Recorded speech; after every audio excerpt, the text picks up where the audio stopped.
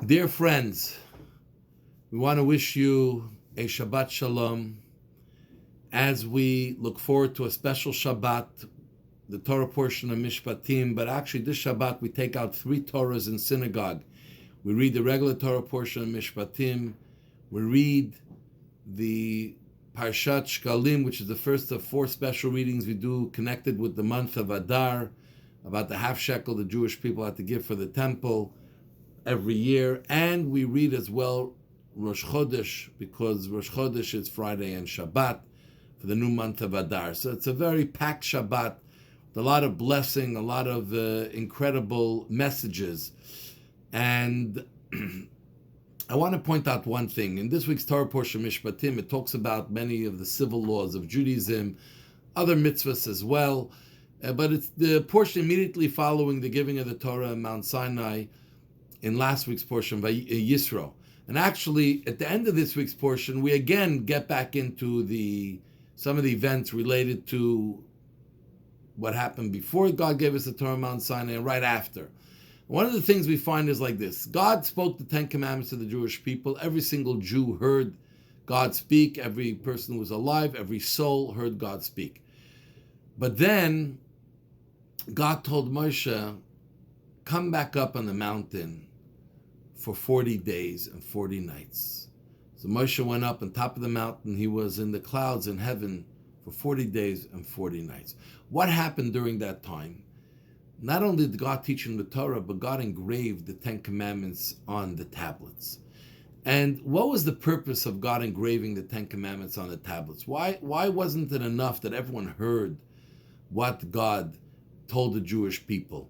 And when you heard God speak, it became engraved in your soul and your body. The memory was hard to ever erase. It was there in front of your eyes.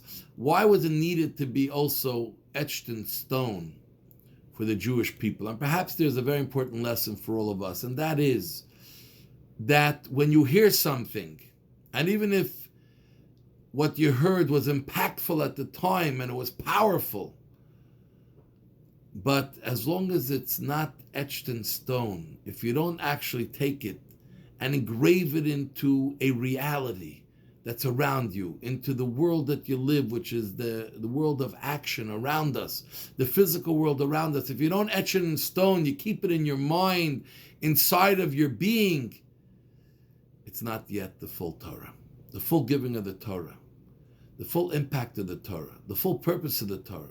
Is that it has to be etched in stone. It has to become a part of your real life. Not only what you know and what you think, what you believe, but how you behave and how you interact with the world around you. Does the Torah make an impact? Does it etch itself into all the components of your life that you interact with? From your daily mundane activities, how you eat, how you sleep, your relationships, how you go about doing business?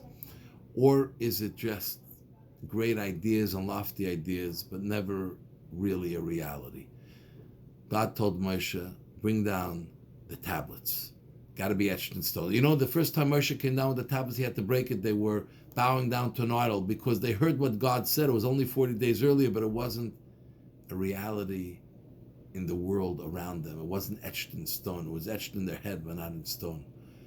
By the time they got the second tablets, 80 days later, a little over 80 days later, it was etched in stone. It came down complete because the Jewish people realized that it wasn't enough that they knew and heard the great ideas, but it was actually something that they had to implement in their lives for themselves.